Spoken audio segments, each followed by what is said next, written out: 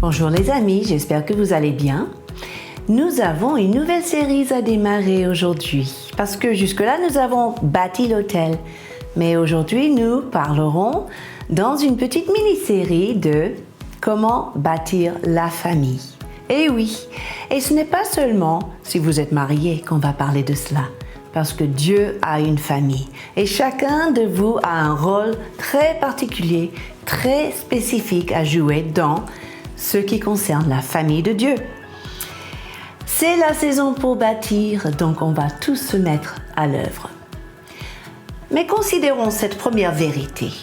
Le socle de toute famille est forcément le Père.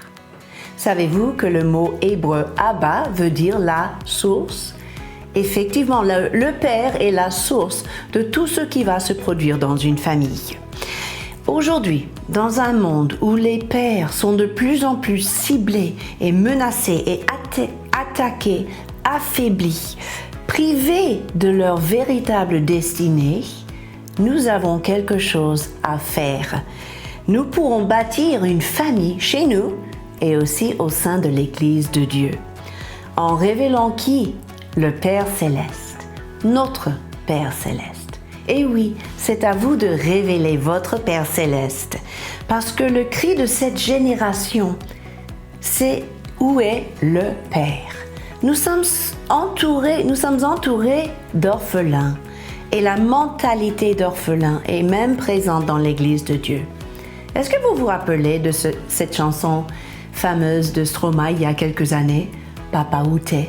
Eh bien, ça reflète l'âme française. Où est mon Père? Nous avons la solution parce que nous pourrons amener nos amis, notre entourage, nos collègues à notre Père Céleste. Jésus est venu nous réconcilier au Père. Et ça fait toute la différence. Nous ne sommes pas orphelins. Même dans notre langage, par contre, ça se révèle si nous avons toujours une attitude d'orphelin. Parce qu'on va parler du Père, au lieu de dire notre Père, mon Père. Toute la différence est dans votre relation avec votre Père Céleste. Où est votre Père? J'ai fait une découverte peu après ma conversion à l'université. J'ai été envoyée en stage très très loin de ma ville et je suis arrivée la veille de la fête des pères. Donc le lendemain, dimanche, je suis allée au culte et après le culte, tout le monde est parti en famille pour fêter la fête des pères. Mais j'étais toute seule, livrée à moi-même. Et ce jour-là, je me rappelais de ce que Jésus a dit dans Jean 14, 6. Je suis le chemin, la vérité et la vie. Nul ne peut venir au Père que par moi. Et j'ai compris que Jésus voulait me faire venir au Père, au cœur du Père. Alors, ce jour, la fête des Pères, j'ai dit, Père Céleste, qu'est-ce que toi tu as envie de faire aujourd'hui? Et il m'a montré que ça lui ferait très plaisir de faire un petit pique-nique avec moi dans le parc. Et j'ai passé tout l'après-midi de la fête des Pères avec mon Père Céleste. C'était un avant-goût de cette communion si tendre et si précieuse avec mon Père Céleste.